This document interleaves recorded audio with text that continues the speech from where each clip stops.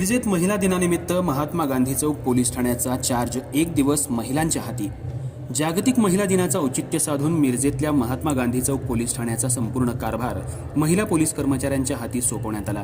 Police ठाण्याचे प्रभारी सहाय्यक पोलीस निरीक्षक संदीप शिंदे यांच्या संकल्पनेतून हा उपक्रम राबवण्यात आला। महात्मा गांधी चौक पोलीस ठाण्यात नेमणुकीला असणाऱ्या महिला अधिकारी, महिला अंमलदार यांच्याकडे पोलीस ठाण्याचा सर्व कारभार सोपवण्यात आला।